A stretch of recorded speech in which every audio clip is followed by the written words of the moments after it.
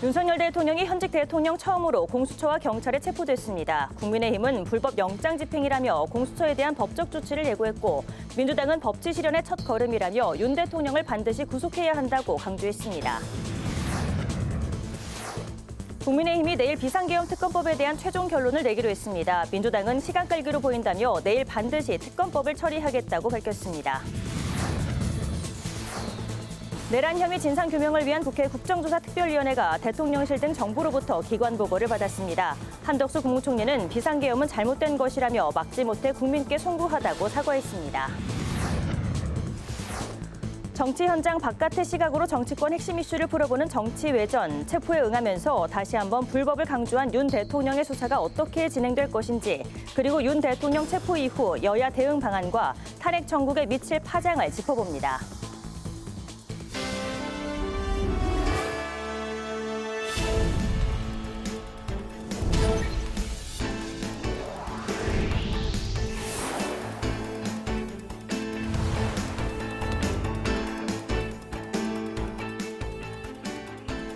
여러분 안녕하십니까. 1월 15일 수요일 국회 라이브 6 시작하겠습니다.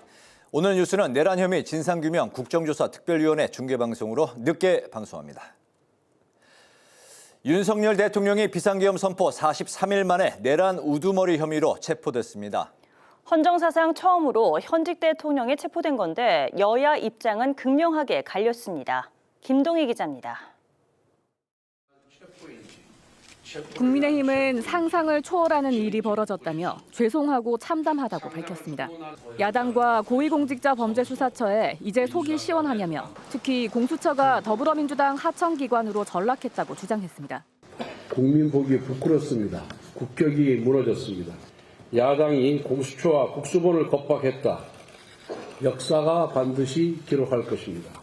윤석열 대통령은 체포 직전 내란죄 수사권이 없는 공수처의 불법 영장 집행에 개탄스럽다며 법 질서가 무너졌다고 메시지를 남겼습니다. 안타깝게도 이 나라에는 법이 모두 무너졌습니다. 대한민국의 헌법과 법 체계를 수호해야 하는 대통령으로서 이렇게 불법적이고 무효인 이런 절차에 응하는 것은 이것을 인정하는 것이 아니라 불미스러운 유혈 사태를 막기 위한 마음일 뿐입니다. 국민의힘은 공수처가 진실 규명이 아닌 정치 영향력 과시를 위해 대통령 망신주기용 영장 집행을 강행했다며 법적 조치를 예고했습니다. 대통령께서 체포됐다고 해서 불법이 정당화되는 것은 아니라는 점을 분명히 밝혀둡니다. 더불어민주당은 모든 국민은 법 앞에 평등하다며 내란 세력이 무너뜨린 헌법 원칙을 바로 세웠다고 강조했습니다. 그러면서 윤 대통령 구속 수사로 헌정 질서를 회복하고 국가를 정상화해야 한다고 목소리를 높였습니다. 많이 늦었지만 대한민국의 공권력과 정의가 살아있다는 사실을 확인하게 되어 참으로 다행입니다. 공수처는 윤석열을 구속 수사하여 내란 사태의 전모를 낱낱이 밝히고 윤석열의 책임을 엄정하게 물어야 합니다. 또 윤 대통령 체포가 내란 위기를 극복하고 대한민국이 새로 시작하는 계기가 되길 바란다고 밝혔습니다. 참으로 안타까운 일입니다. 이제 신속하게 헌정 질서를 회복하고 민생과 경제에 집중할 때입니다. 민주당은 내란을 끝내기 위해선 마은혁 헌법재판관 후보 임명도 중요하다고 재차 강조했습니다. 사상 초유의 현직 대통령 체포에 전 세계 이목이 집중된 가운데 윤석열 대통령 구속 여부와 탄핵 심판에 관심이 쏠리고 있습니다. 동시에 탄핵과 대선 전국 사이 정치권 움직임은 더 분주해질 걸로 보입니다. 국회방송 김동희입니다. 국회 내란 혐의 진상규명을 위한 국정조사 특위가 이틀째 정부 부처로부터 보고를 받았습니다. 국회 소추로 직무가 정지된 한덕수 국무총리가 출석했는데 한 총리는 비상계엄 선포는 잘못된 것이라며 막지 못해 죄송하다고 사과했습니다. 김동길 기자의 보도입니다.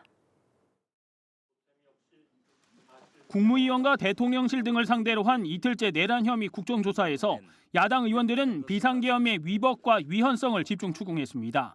결국은 이 계엄은 국무회의 심의를 거치지 않고 선포가 된 거죠.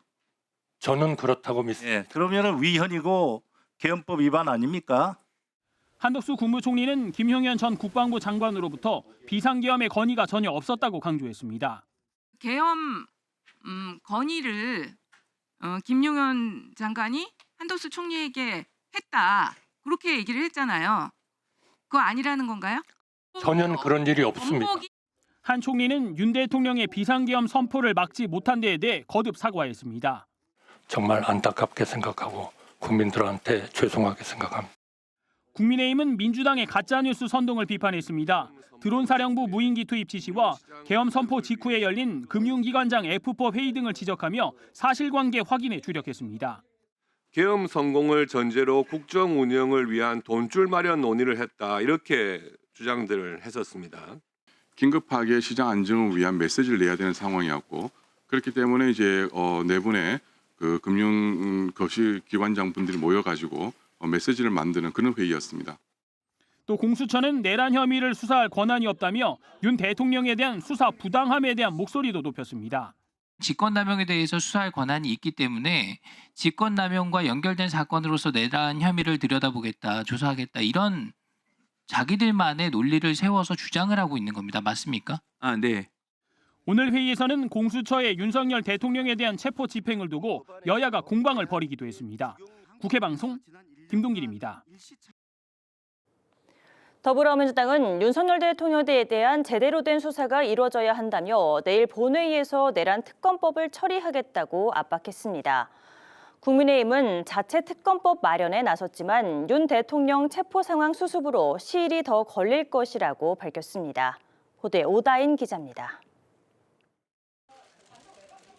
더불어민주당은 체포된 윤석열 대통령이 구속과 파면을 피할 수 없고 내란 특검법 역시 피할 수 없다고 주장했습니다.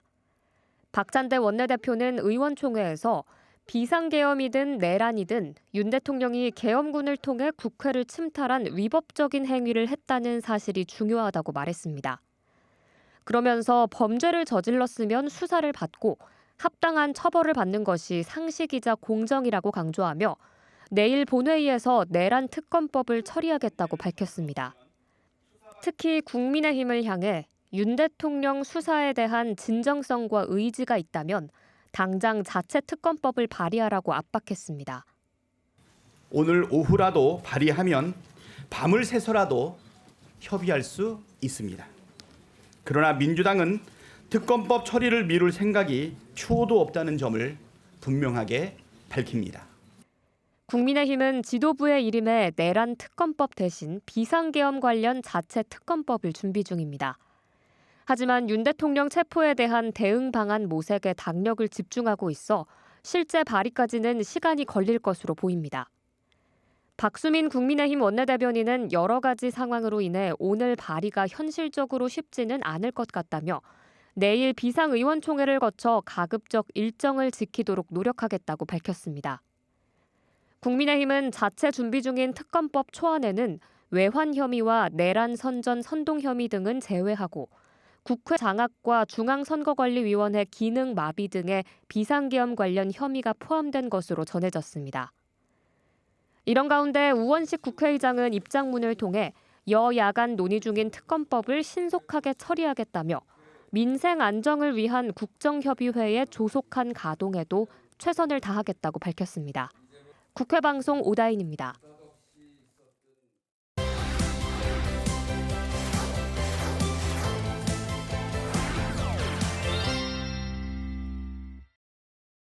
네, 오늘 이슈픽 서완한 객원 기자와 함께 헌정사 첫 현직 대통령 체포 이야기부터 하겠습니다. 서 기자 어서 오십시오. 네, 안녕하십니까? 네, 어제도 이야기를 나눴습니다만 이제 결국에 공수처와 경찰이 새벽부터 체포영장을 집행하면서 대통령이 체포됐습니다. 새벽에 4시 20분에 진입을 이제 시도를 해서 6시 30분까지 꼬박 6시간이 걸렸네요. 네, 그렇습니다. 이 언론들에서 이 경호처가 강경 대응할 수 있다라는 우려를 좀 했었는데 예상보다 경호처의 저항이 강하지 않았던 덕분에 다행히 물리적 충돌은 없었습니다. 1차, 3차 저지선까지 비교적 어렵지 않게 돌파를 했고요. 이후 관저에서 체포냐 자진 출석이냐를 놓고 윤 대통령과 또 윤 대통령 변호인과 의견을 모으지 못했지만 결국 공수처가 당초 계획했던 대로 체포영장을 집행하면서 체포 형식으로 윤 대통령의 신병을 확보했고 과천에 공수처로 자리를 옮겨서 조사를 할 수 있었습니다. 국민의힘 의원 30여 명이 윤 대통령의 체포 저지를 위해서 한남동 관저 앞에 집결을 했고 또 이 가운데 20명은 관저로 들어가서 체포 직전에 윤 대통령을 만나기도 했지만 공수처의 집행에는 강하게 저항하지는 않았습니다.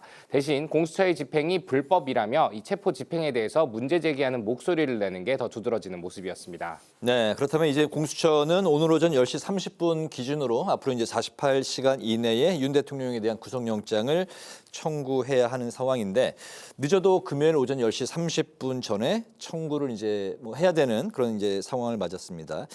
만약에 구속영장이 청구가 된다면 실질 심사까지 정치권은 물론 앞으로 이제 이틀 동안은 온 국민의 시선이 이제 집중될 수밖에 없겠네요. 네, 그렇습니다. 이 체포 후에 48시간이 법에서 정한 시간이기 때문에요. 늦어도 말씀하신 것처럼 금요일 오전 10시 반 전에는 이 영장을 청구해야만 합니다. 하지만 제가 여러 수사를 경험했던 법조인들에게 물어봤더니 이미 공수처가 구속영장 청구서의 대부분을 써놨을 거다 이렇게 얘기를 하는 분들이 있었습니다. 네. 특히 앞서 말씀드린 것처럼 자진 출석이냐 체포냐를 놓고 줄다리기를 한 것은 이 구속영장 실질 심사까지 염두를 뒀다라는 분석이 나옵니다. 영장 발부에 있어서 가장 중요한 것은 사실 도주의 우려가 있냐, 증거인멸의 우려가 있냐였거든요. 근데 자진 출석이냐 체포냐는 이 지점은 이 수사에 비협조를 했냐 때문에 도주의 우려가 있다라고 볼 지점이기 때문에 공수처가 끝까지 자진 출석 제안을 거절하고 체포영장을 집행하는 것을 강행했다라고 볼 수 있습니다. 만일 자진 출석을 받아들여줬을 경우에는 윤 대통령이 영장 실질심사 때 조사에 응했다라고 얘기할 수 있고 이는 역시나 도주의 우려나 불응의 우려가 줄어든다라고 판단될 여지가 있기 때문인데요. 법조계에서는 이르면 공수처가 내일 구속영장을 청구할 가능성도 거론을 하고 있습니다. 이미 윤 대통령 측이 수사에 응하지 않겠다, 묵비권을 행사하겠다는 입장을 거듭 밝혔기 때문에 형식적인 조사만 취하고 곧바로 내일 저녁쯤에라도 구속영장을 청구할 수 있다는 겁니다. 만일 내일 저녁에 영장을 청구하게 되면 이르면 금요일 혹은 토요일이고요. 금요일에 청구하게 되면 토요일이나 일요일 혹은 다음 주 월요일쯤에 영장실질심사가 열릴 것으로 보입니다. 워낙 초유의 사건이기 때문에요. 영장실질심사에 따른 결과는 심사 다음 날 새벽은 되어야 나올 것이다. 늦게 나올 것이라는 관측이 벌써부터 나오고 있습니다. 네, 이제 국민의힘에서 30여 명의 이제 국회의원들이 관저 현장에서 반발의 목소리를 냈는데 막상 집행 시에는 그렇게 이제 적극적으로 막아서지는 않았다 이렇게 이제 이야기가 나왔습니다. 민주당에서는 당연한 체포영장 집행이다 이런 입장인 거죠? 네, 앞선 리포스트에서 보셨겠지만 이 12.3 내란이 발발한 지 44일 또 탄핵안이 가결된 지는 33일 만에 이뤄진 사상 첫 현직 대통령에 대한 체포였습니다. 우원식 국회의장도 곧바로 입장을 냈는데요. 입장문을 통해서 우려하던 충돌 없이 법 집행이 돼서 다행이라면서도 이 불필요한 갈등과 혼란을 조장하는 언행은 자제되어야 된다라면서 정치권을 향해서 신중한 언행을 요구를 했습니다. 하지만 이 공수처가 부정했음에도 국민의힘에서는 공수처가 진입 당시 냈던 공문이 조작된 것이라는 주장이 나오는 등 비판의 목소리가 거세게 나오고 있습니다. 또 현장을 찾았던 김기현 의원은 불법 영장과 불법 체포, 군사보호시설에 임의로 침범하는 매우 나쁜 선례를 남겼다며 이번 체포영장이 위법하다라고 거듭 주장하기도 했습니다. 반면 민주당은 환영의 뜻을 내비쳤죠. 이 박찬대 민주당 원내대표 헌정질서와 민주주의 회복, 법치 실현을 위한 첫걸음이라는 입장을 냈습니다. 조국혁신당도 또 이준석 개혁신당 의원 역시 모두 SNS를 통해서 환영의 뜻을 내비쳤습니다.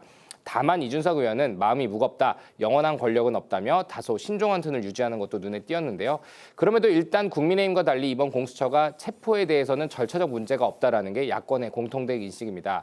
다만 이 윤 대통령이 체포됨으로써 내란 특검의 필요성은 비교적 줄어들 것이다라는 관측도 함께 나오고 있습니다. 네, 이제 중요한 건 영장 결과일 것 같습니다. 법원에서 영장 실질 심사를 어떻게 전망하고 있습니까? 네, 이 어제도 그랬고 앞서서도 살짝 말씀드렸지만 이 영장 실질 심사는 법원의 예비적 판단이라는 성격을 띠기 때문에 중요합니다. 하루 만에 이 사건에 대해서 판단을 하기 때문에 본안의 판단부와는 판단이 다를 수도 있긴 하지만요. 일단 법원에서 유무죄 여부와 다툼의 여지 등이 있는지를 확인하기 때문에 중요합니다. 특히 그리고 이번 사건은 그런 측면에서 조금 다른 부분이 있습니다. 이미 국회 증언 등을 통해서 꽤나 많은 사실들이 확인이 됐기 때문에 현직 대통령을 구속해야 할 만큼의 상황이냐를 판단하게 될 것이다라는 관측이 나옵니다. 때문에 영장 기각과 발부 또 그 사유를 어떻게 내놓느냐에 따라서 정치권은 후폭풍이 불가피할 것 같습니다. 만일 영장이 기각이라도 된다면 보수층은 강하게 집결할 수 있고요. 되레 발부가 된다면 진보층이 더 집결하는 동시에 중도층을 흡수할 수 있는 명분이 될 수 있다는 분석입니다. 다만 공수처가 이 관할을 맡고 있는 서울중앙지법이 아니라 이 체포영장을 청구했던 서울 서부지법에 구속영장까지 청구하게 될 경우에 이를 놓고서 여권에서는 불법적인 영장 청구라는 반발이 당연히 나올 것이다라는 관측이 나오는데 공수처가 이런 지점까지 고려해서 절차적 공정성을 조금 더 확보하려 할 것인지 여부도 지켜볼 포인트인 것 같습니다. 네, 이슈픽 서완한 객원 기자와 함께했습니다. 오늘 말씀 잘 들었습니다. 고맙습니다.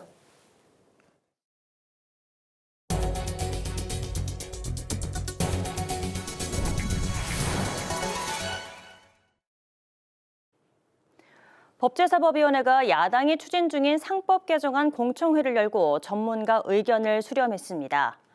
찬성 측은 투자자들이 해외 시장으로 빠지는 상황에서 코리아 디스카운트를 해소하고 국내 주식시장을 활성화시키기 위해선 이사의 주주 충실 의무를 확대하는 상법 개정안이 필요하다고 주장했습니다. 반대 측은 상법 개정안이 통과되면 회사 운영을 위한 이사의 결정권이 제한될 뿐만 아니라 개인 투자자가 아닌 소수의 해외 투기 자본이 이익을 보게 될 것이라며 자본시장법 개정부터 살펴봐야 한다고 주장했습니다.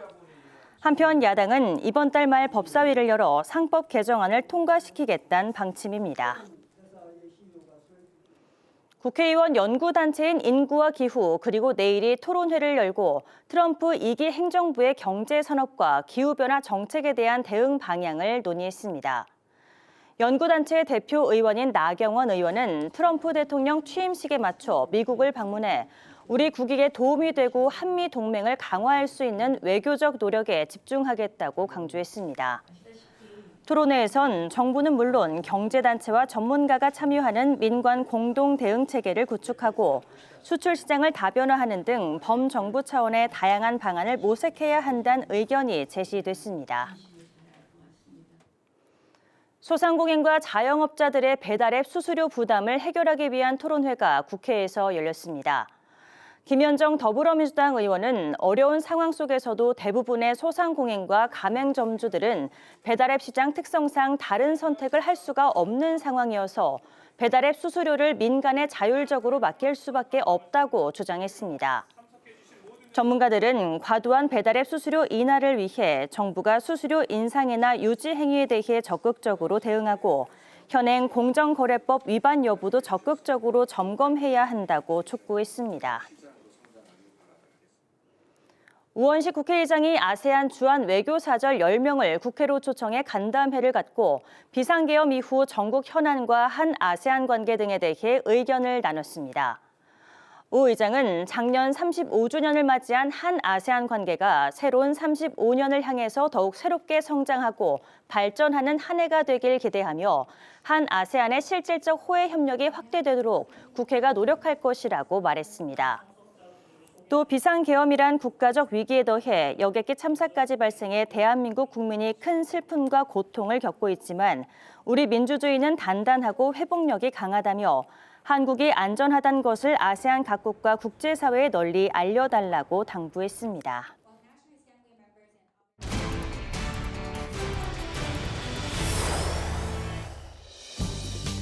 1월 15일 정치권의 뜨거운 말말말, 오늘의 정치톡입니다. 오늘의 주제는 7시간의 작전, 후폭풍은입니다. 윤석열 대통령을 향한 2차 체포영장 집행이 7시간여 만에 마무리가 됐습니다. 2차 체포영장 집행은 비교적 신속하게 진행됐는데요. 우려했던 대치 상황이나 극렬한 저항 등의 무력 사태도 없었던 것으로 알려졌습니다. 관저에 진입한 공수처 수사팀과 윤 대통령 측은 2시간에 걸친 협상 끝에 10시 33분쯤 영장 집행을 마무리 지었습니다. 윤 대통령은 공수처로 이동하기 전 이런 메시지를 내놨습니다. 불미스러운 유혈 사태를 막기 위해서 일단 불법 수사이긴 하지만 공수처 출석에 응하기로 했습니다. 헌정사상 첫 현직 대통령의 체포 상황에 정치권은 엇갈린 입장을 내놨습니다. 법 집행에 있어서 충돌이 발생하지 않아 다행이란 우원식 의장 메시지에 이어 여당은 불법 영장 집행이라며 반발의 목소리를 높였고요. 야당은 법치 실현의 첫 걸음이라며 환영의 입장을 내놨습니다. 공수처가 체포를 고집했던 이유는 분명합니다. 대통령 망신 주기, 바로 그것이 목적이었습니다. 국민들이 바라는 진실 규명의 목적보다는 그저 현직 대통령을 체포해서 자신들의 존재감을 키워보겠다는 그런 속죄뿐이었습니다. 대한민국의 국격은 바닥으로 떨어졌고 많이 늦었지만 대한민국의 공권력과 정의가 살아있다는 사실을 확인하게 되어 참으로 다행입니다. 헌정 질서와 민주주의 회복, 법치 실현을 위한 첫 걸음입니다.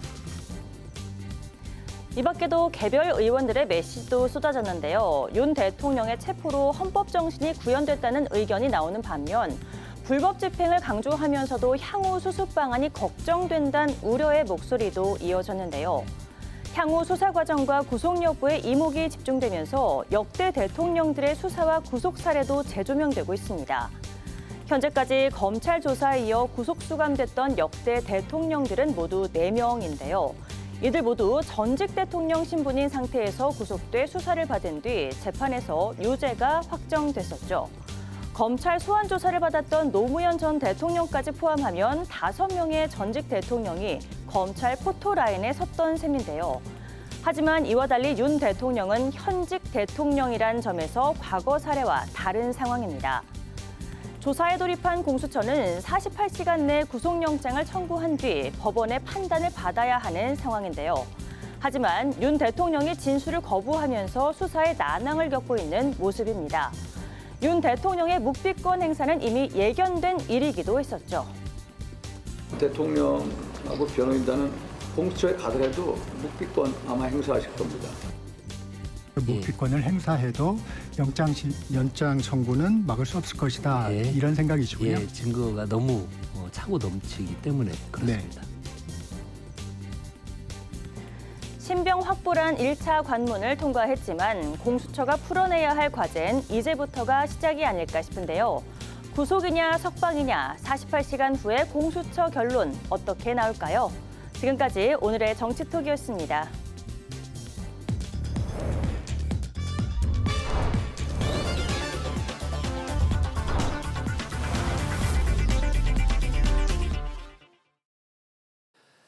네, 정치 현장에서 한 걸음 떨어져 보다 객관적이고 분석적인 시선으로 정치권 쟁점을 들여다봅니다.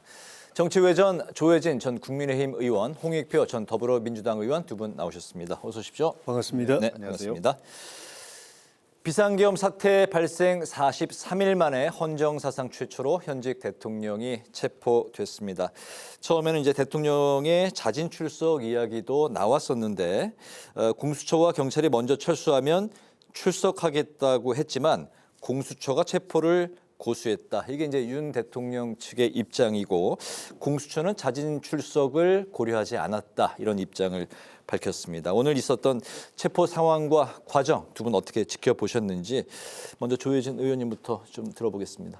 예, 노무현 대통령 탄핵 의결되고 심판 회부됐을 때도 국민들에게는 충격적이었는데 네.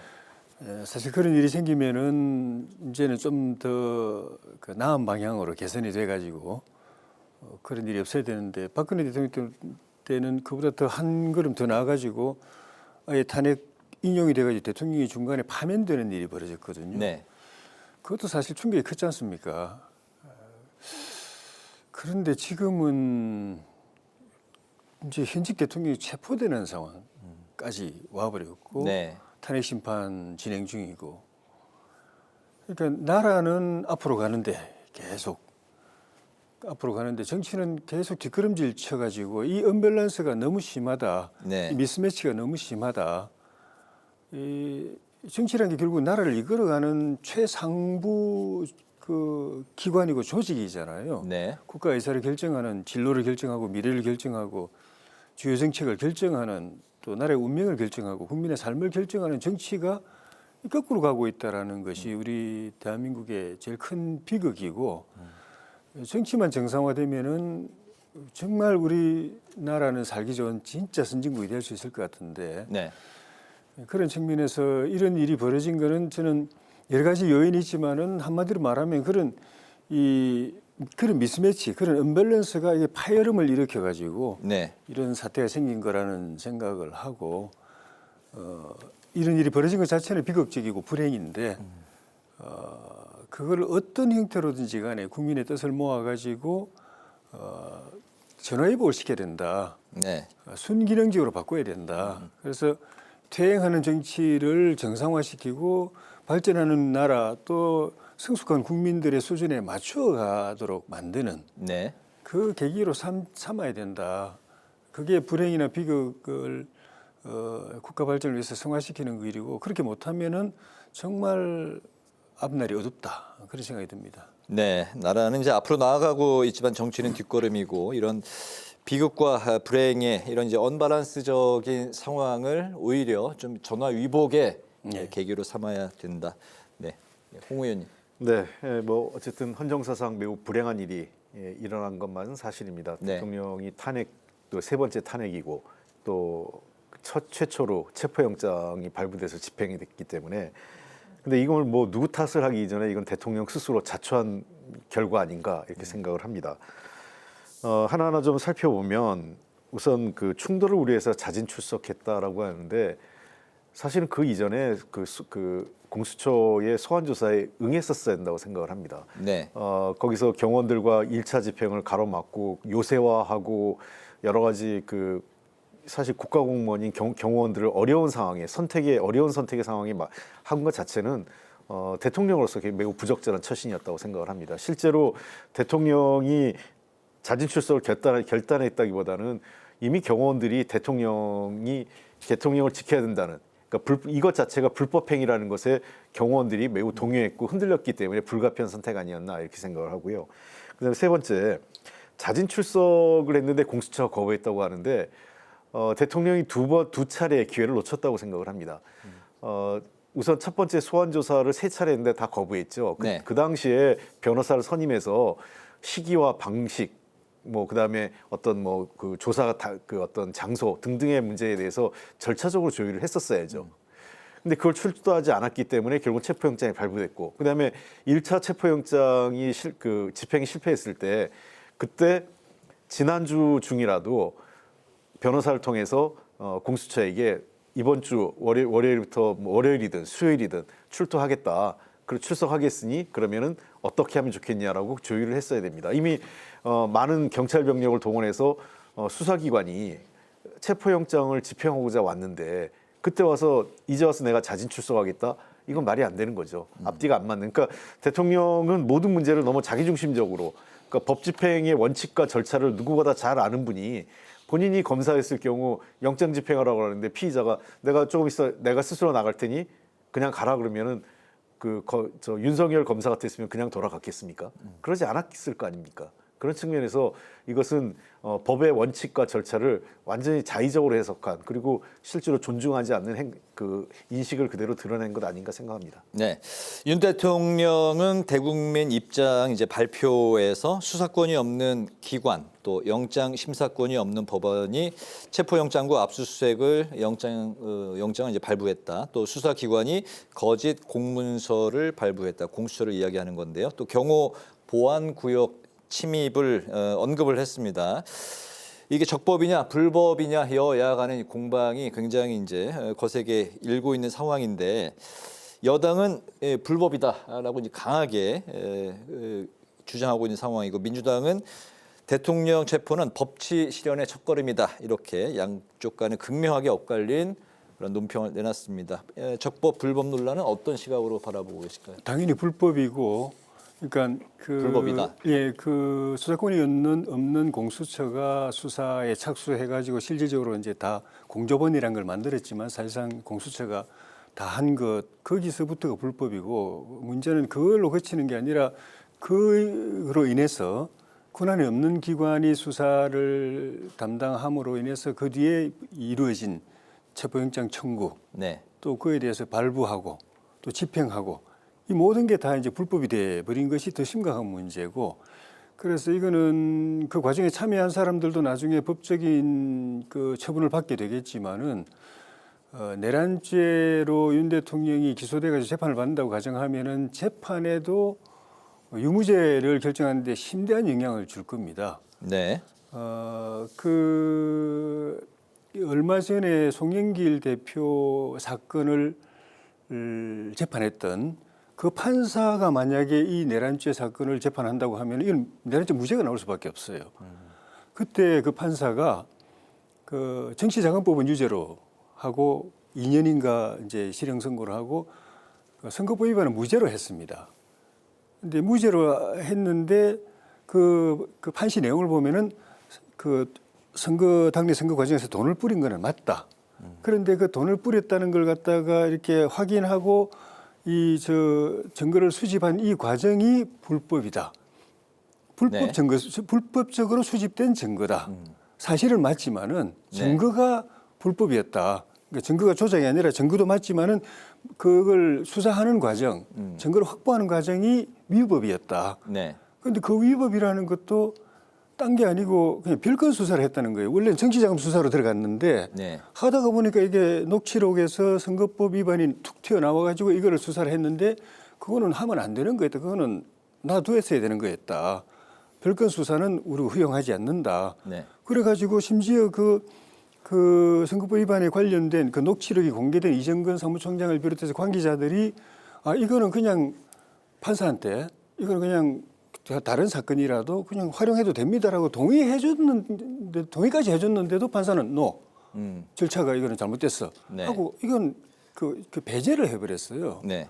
그런데 단순히 그런 녹취 그 별건 수사만 가지고도 당사자 동의까지 했는데도 불법이라고 해서 무죄로 하는데 아예 법에 수사권이 없는 기관이 들어서 가지고 수사를 진행하고 영장 청구하고 발부하고 집행하고 이거는 그 판사 앞에 가면 제가 볼 때 100% 무죄예요. 그래서 이건 굉장히 중요한 사안이라서 좀 전에 말씀하신 그 자진 출석 부분도 이게 불법 그러니까 그 공수처가 자진 출석을 받아줄 거라는 기대는 애초부터 저는 안 했을 거라고 봅니다. 공수처 그동안 쭉 지내온 걸 보면은 절대 그런 걸 기대할 수 없는 상황인데 그때 그걸 기대하고서 그걸 받아줄 걸로 기대한 게 아니라 이거는 불법이다. 그래서 나는 체포영장에 응할 수 없다. 네. 인정할 수 없다는 걸 명확하게 하기 위해서 이거를 이야기한 거죠. 그래서 이후에 이 공수처가 주도한 이 수사와 또 영장 그리고 그 이후에 집행 등등 모든 과정의 불법성, 위법성이 재판의 제일 큰 쟁점이 될 거예요. 네. 비상계엄 사태는 실제 있었지만 그 체포까지의 과정, 절차가 잘못됐기 때문에 이건 불법이다. 이렇게 생각합니다. 피의자가 수사기관을 쇼핑하듯이 선택할 수 없다. 이게 한동훈 법무장관 당시 얘기한 얘기예요. 네. 윤석열 대통령도 본인이 검찰총장 때 너무나 잘 알고 있는 법의 수사기관의 원칙이고요. 저는 100번 양보해서 내용에 동의하지 않지만 그 윤석열 대통령이나 그 변호인단이 또 국민의힘이 이런 주장을 할 수는 있어요. 지금 제시되어 있는. 그러나 이것이 불법인지 아닌지는 본인들이 판단하는 게 아닙니다. 그냥 본인들은 주장할 뿐이에요. 자, 그러면 수사권이 있는지 없는지는 나중에 따지면 됩니다. 이건 문제 제기했고, 그다음에 그 영장이 그 서부지법을 통해서 공수처 영장을 받았어요. 그래서 그런 법적 그 절차에 따라서 이의 제기를 했어요. 근데 법원에서 기각됐습니다. 그러면 어쨌든 현재적으로 그 영장은 법적 실효성을 가지고 있는 거거든요. 네. 그렇다면 그것대로 인정하고 따라주는 겁니다. 나중에 아까 조혜진 의원님 말씀하신 그런 내용은 본안 소송 중에 논의하면 돼요. 그래서 이것은 법적 효력이 없다든지 증거로서 효력이 없다든지 그 기소된 내용의 수사기관의 의견은 법원에서 채택하면 안 된다든지 등등의 주장을 할 수 있어요. 거기 가서. 네. 그러나 자신들이 불법이라고 해서 법원에서 발부된 영장을 거부할 수 없는 거죠. 만약 이것이 인정된다면 대한민국의 모든 사람은 자기의 범죄 사실과 관련돼서 발부된 체포영장이나 구속영장에 다 문제가 있다고 할 겁니다. 그럼 자기가 문제가 있다, 피의자가 문제가 있다면 그것이 불법이 됩니까? 그건 나중에 법원에서 따질 문제라는 거죠. 그런 측면에서 윤석열 대통령의 행동은 매우 부적절한 겁니다. 이것은 그렇기 때문에 법치주의를 스스로 본인이 누구보다 법이 어떻게 움직여야 되고 수사기관의 법 적용에 대해서 어떻게 대응해야 되는 것을 본인은 누구보다 잘 아는 사람이 스스로의 그 원칙을 어기고 그 빈틈을 활용해서 마치 법적 정당성을 하는데요. 제가 보기에는 이것이 법원에 의해서 받아들여질 것이라는 이유보다는 일종의 정치적 싸움이 명분을 삼고 있는 것 같아요. 지지자들에게 나는 억울하다. 나는 정치적 희생이다. 그러니까 당신들이 싸워달라. 그리고 싸워서 이기면 나는 법적인 판단에서 벗어날 수 있다. 그러니까 자기 지지자들을 격동시키고 우리 사회를 두 쪽 내고 싸움을 하고, 저는 법치주의도 위배일 뿐만 아니라 국가 사회를 통합해야 될 의무를 갖고 있는 대통령으로서 정치 지도자로서 매우 부적절한 처신을 하고 있는 거라고 봅니다. 네. 현재 공수처가 피의자 조사를 진행하고 있는데 만약에 구속영장을 청구한다면 48시간 이내에 청구를 해야 되는 상황인데 현재 대통령이 묵비권을 행사하고 진술을 거부하고 있는 것으로 전해지고 있습니다. 이제 국민과 함께 싸우겠다. 이건 이제 불법 수사다. 이런 입장인 건데요. 체포 이후의 수사 좀 앞으로 이틀 동안 어떻게 이루어질까요? 큰 의미가 없을 것 같아요. 의미가 없다. 좀 전에 말씀드린 것처럼 이 공수처 수사 자체를 인정하지 않고 있고 불법 수사라고 이제 생각하고 있고 그것이 앞으로 수사와 재판의 유무죄를 가리는 데 결정적인 요소다라고 생각하기 때문에 응하지 않을 겁니다. 응하게 되면은 좀 전에 말씀드린 대로 체포영장도 어차피 갈 건데 굳이 그 공수처자 안 받아줄 걸 알면서도 자진 출두라고 이렇게 공개적으로 딱 선포를 하는 이유가 이 불법이라는 걸 갖다가 명확하게 하기 위한 것이거든요. 그래서 그걸 만약에 받아주게 되면은 그 불법성이 희석이 돼요. 그래서 나중에 체포영장도 받아주고 가서 진술도 다 해주고 했다가 나중에 법정에 가서 재판받을 때 이거 다 불법입니다라고 이야기하면 왜 처음에 이야기 안 했냐고 판사가 이야기하면 할 말이 없어요. 왜 영장 다 응해주고 다 진술 다 해주고 진술을 한다는 건 수사권을 인정해준다는 의미거든요. 그래 놓고 왜 이제 와서 이야기하느냐면 할 말이 없어요. 그만큼 대항력, 방어권이 약해지기 때문에 이 부분을 원칙을 계속 지켜나갈 수밖에 없고 그래서 자진 출두하겠다고 그러고 진술도 거부하고 또 대리인단에서 그 공수처장 오동훈 처장하고 우정수 국수본부장을 고발하고 한 거 다 같은 맥락이거든요. 다 불법이라는 거. 그걸 재판정에서 다투고 법원에 좀 전에 말씀드린 그런 법원의 일반적인 흐름에서 보면 이거는 무죄가 날 가능성이 굉장히 높다고 보기 때문에 그렇게 하는 것이고 판사도 판사 나름인 거죠. 좀 전에 말씀드린 송영길 대표를 재판한 그 판사는 그렇게 별건 수사는 불법이다. 별건 수사를 통해서 확보된 증거는 사실일지라도 이거는 이렇게 받아들일 수 없다라고 이야기했는데 다른 판사, 같은 법원인데 다른 판사는 그 전에 윤관석 의원 유죄 판결을 이걸 다 합법으로 받아들였어요. 똑같은 그건데. 그리고 그것도 그냥 불법으로 취득된 게 아니라 영장 청구해가지고 영장 발부 받아서 다 취득한 거거든요. 법원이 발부한 영장 가지고 다 취득한 건데도 불구하고 한 판사는 그거는 다 합법이라고 받아주고 유죄 판결까지 내리고 한쪽 판사는 별거리라고 하고 이건 불법이라고 안 받아주고 그래서 결국 최종적으로는 법원이 판단하고 그것도 2심, 3심에 가서 이제 판단하고 나중에는 뭐 3심도 나중에 뭐 재심으로 뒤집어지는 경우도 있지만은 그 경우를까지 보고서 이제 이 대통령은 계속 이제 대응을 하는 것이죠. 그건 굉장히 중요한 부분이고 개인의 유무죄와 관련해서 중요하지만 국법 질서상으로 보더라도 대통령도 헌법에 대통령 권한으로 되어 있는 계엄을 선포했음에도 불구하고 이렇게 그 코너로 몰리는 이유가 딱 그거잖아요. 그 규정, 국회를 포괄형 대상으로 집어넣었다는 거. 또 그거하고 같이 또 국회에다가 통보를 안 했다는 것. 딱 요거 두 개 때문에 자기가 헌법에 보장된 권한을 행사하고도 죄인처럼 몰리고 있는데 나머지 게 다 불법이 돼버렸죠. 원래 그거 안 했으면 다 합법이거든요. 그 이후에 계엄 행위가 다 합법인데 그거 시작이 불법이 되는 바람에 그 시작에서 가지치기 나온 건 다 불법이 되어가지고 다 죄인이 되어버렸잖아요. 처벌받게 돼 있잖아요. 이것도 마찬가지죠. 공수처가 권한 없는데 시작했는데 그때부터 가지치기 나온 건 다 불법이고 최종적으로 재판에서 무죄가 날 가능성도 있기 때문에 이 부분은 굉장히 중요한 거죠. 네, 대통령이 이제 고유 권한이다 계엄령 선포가 하지만 국회에 보고하지 않은 그것만 잘못된 점이다. 뭐 이렇게 뭐 물론 이제 반대 말씀을 또 하실 것 왜냐하면 같습니다. 자칫 그 조혜진 의원님 말을 잘못 오해를 하게 되면 12상 비상계엄이 정당하다 절차적인 문제만 있을 뿐이지 그 헌법에 준하는 대통령의 권한으로 정당한 권한 행사다 이렇게 들릴 수가 있어요. 이거는 제가 보기에는 전혀 동의할 수 없고 일반 국민의 법상식하고는 좀 거리가 있는 주장인 것 같다 생각이 드는 게 중요한 것은 77조 나와 있는 비상계엄 요건은 전시 또는 그에 준하는 상황 아니겠습니까? 저는 한번 국민 10사람이 10명을 붙잡고 물어봤으면 좋겠어요. 그때 그 전시 상황이었는지 아니면 전시에 준하는 상황이어서 비상계엄이 정당했는지 아마 모든 사람이 자다가 그 다음날 모르고 그 다음날 일어난 분도 있고 저도 처음에 그 전화를 받고 이거 가짜 뉴스 보고 전화하시는 거 아니에요? 라고 할 정도였어요. 네네. 그러니까 아무도 이것을 그 비상계엄 일어날 상황이 아니라고 생각하는 거죠. 대통령의 말을 100번 양보해서 야당이 탄핵을 29차례 하고 단독 입법 처리하고 뭐 예산안을 삭감했다 이런 걸 갖고 얘기하는데요. 그거를 갖고 비상계엄의 요건으로 인정하는 헌법학자는 아무도 없습니다. 네. 그것은 비상계엄으로 대응하는 게 아니에요.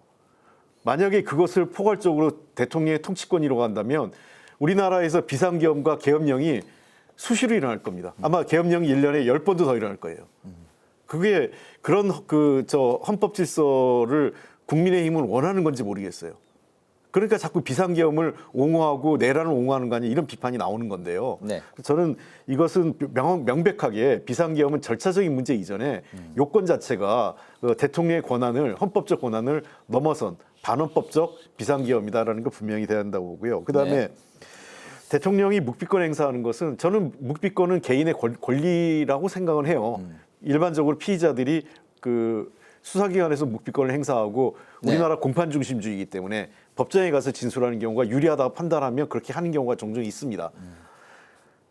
이미 그 대통령이 공수처가 불법기관이기 때문에 묵비권을 행사하는 게 아니라 아마 국가수사본부에 가든 검찰에 가든 어디를 가든 묵비권을 행사했을 거예요. 아까 윤상희 의원도 그런 의미에서 묵비권 할 거다라는 얘기를 했고 저도 어떤 수사기관의 문제가 아니라 어디를 가도 대통령의 선택과 그 변호인단의 선택은 묵비권을 행사하고 법정에 가서 다툴 거다. 왜냐하면 지금 여러 가지 진술들이 나오고 있어요. 왜냐하면 같이 가담했던 김용현 전 장관이나 각 장성들의 증언들이 이미 검찰이 조사해 놓은 게 있고 어떤 내용이 있는지도 잘 몰라요. 네. 대통령 스스로도. 그래서 네. 자칫 진술을 잘못하면 법정에서 불리할 수 있다고 생각하기 때문에 묵비권을 하는 겁니다. 우리가 그래서 미란다 원칙이라는 게 묵비권도 권리로 인정해 주는 거 아니겠어요. 그런 측면에서 그 공수처의 합법성 여부를 떠나서 법적인 유불리 차원에서 지금 묵비권을 행사하고 있다 이렇게 보고 다만 이런 대통령의 유불리 이 차원에서의 묵비권이 본인의 어떤 여러 가지 법적 처리에 대해서는 그렇게 유리하게 작용할 것 같지는 않습니다. 네. 공수처는 뭐 어쩔 수 없이 불가피하게 이 증거인멸, 그러니까 묵비권을 행사한다는 건 사실상 증거인멸 가능성이 높은 것으로 수사기관들은 봅니다. 그렇기 때문에 네. 구속영장을 청구할 수밖에 없고 법원도 그에 따라서 그 구속영장을 인용할까 발부해 줄 가능성이 훨씬 높아지는 거죠. 그러니까 적극적으로 본인이 공수처의 그 이전에 3차례에 걸친 소환에 응해서 자발적인 수사를 받고 수사에 적극적으로 인정하고 그다음에 이 경호처를 동원해서 본인의 그 체포영장 집행을 막는 이런 일이 없었다면 도리어 법원에서의 구속영장 발부가 굉장히 부담스러웠을 거예요. 그러나 이런 상황이 된 상황에서는 법원 역시 구속영장 발부 가능성이 훨씬 높아진 것 아니냐. 그러니까 이 모든 상황 자체가 저는 윤석열 대통령 본인이 스스로 자초한 상황이다 이렇게 보입니다. 알겠습니다. 남은 시간에 시간 관계상 좀 그렇게 길지 않게 좀 여쭤보고 답변을 들었으면 좋겠습니다. 여야 반응이 지금 극명하게 양쪽이 이제 갈리고 있는 상황인데 대통령이 불구속 수사를 받아야 된다 여당 입장이고 또 구속 수사를 받아야 된다. 야당의 입장입니다. 이걸 포함해서 여야가 내일 이제 각각 비상 회의를 열고 대응책을 이제 마련하는 고심에 들어갔는데요. 앞으로 좀 전국이 이 상황에서 어떻게 흘러갈 것 같습니까? 일단은 이 사건 처리가 우리 국격하고도 관계가 되어 있는 것이거든요. 대한민국이 법치 국가인가 하는 그 민주국가인가 또 성숙한 시민 국가인가를 평가받는 국제적으로 평가받는 네. 계기죠. 계엄 사태 자체는 실망스러운 거. 대한민국이 그런 나라였어 하는 그런 부분이었지만 그 이후의 과정을 통해서 우리가 이걸 회복을 해야 되기 때문에 그 과정이 적법 절차가 지켜지고 아까 좀 전에 말씀하신 그런 헌법상의 무죄 추정의 원칙이라든지 불구속 수사의 원칙이라든지 증거주의라든지 절차라든지 이런 것들이 그리고 반론권 이런 것들이 잘 지켜져 가지고 가장 합리적인 그 재판에 의해서 합리적인 결과가 나오도록 하는 게 이제 국격과 당리 당략이나 뭐 개인 이해관계와 별개로 국격과 관계가 있는 것이 마무리 잘해야 된다는 말씀이시죠. 네. 또 하나는 이런 사태가 오게 된 게 사실은 이 정치가 제가 볼 때는 그러니까 갈 때까지 가가지고 이런 사태가 생긴 부분이 있다고 보거든요. 그래서 이 죽은 정치, 이 파멸된 정치, 파탄을 맞은 정치를 어떻게 회복할 것인가. 국가 발전에 있어 가지고 제대로 그 순기능적 역할을 할 수 있는 정치를 어떻게 회복할 것인가가 또 과제고 그 정치권의 과제고 여야의 과제죠. 네. 그 부분을 같이 고민을 해야 되고 뭐 각 당은 또 각 당대로 만일의 경우에 이제 조기 대선이 치러진다고 하면은 거기서 어떻게 국민의 신뢰를 얻을 것인가가 이 과정에서도 다 지금 여론에 반영이 되고 있기 때문에 네. 그걸 의식하면서 민심과 같이 가도록 하는 노력을 하지 않겠는가. 뭐 우리 당은 당연히 그렇게 할 거라고 국민의힘은 그렇게 할 거라고. 네네. 죽은 정치라고 규정을 하셨습니다. 앞으로 그런 걸 좀 어떻게 다시 살려나가야 될 것이냐가 가장 시급한 현재 상황이다. 네.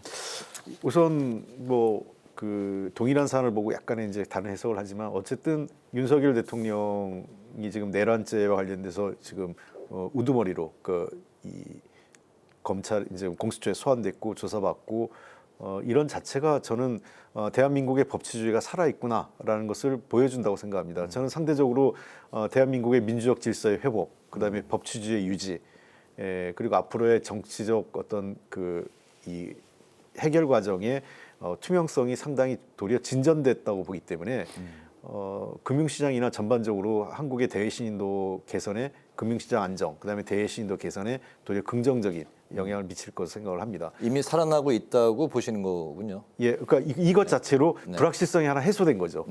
그러니까 우리 이코노미스트 저 경제 분석가들이 흔히 불확실성이 사라졌다. 그거에 대한 뭐 옳고 그름의 문제를 떠나서 하나의 불확실성이 제거된 거죠. 그러니까 네. 그동안 윤석열 대통령의 체포영장 집행 여부를 놓고 극한 대치를 한 거 아니에요. 그 한남동에서 국민이 양쪽으로 갈리고. 그래서 그 자체가 금융시장이나 국가 대외신도에 매우 큰 불확실성이었는데 그게 하나 사라진 거죠. 그런 측면에서 저는 한 고비를 넘겼다 이렇게 보고요. 앞으로 가야 될 고비가 많습니다. 근데 저는 정치권이 좀 더 공동의 어떤 목표, 그다음에 우리 사회의 경제 문제, 또 민생, 또 대외신인도, 또 트럼프 대통령이 1월 20일 날 출범하게 됩니다. 등등의 국내외적 현안 과제들을 감안할 때 이제는 조금 더 지혜를 모아야 될 시기도 됐다고 생각을 합니다. 그런 측면에서 정치에 보고는 조희진 의원님 말씀하신 부분에서는 저도 생각을 같이 합니다. 네, 알겠습니다. 마지막 그 내란 특검법 상황을 한 1분 30초 정도씩 들어봤으면 좋겠습니다.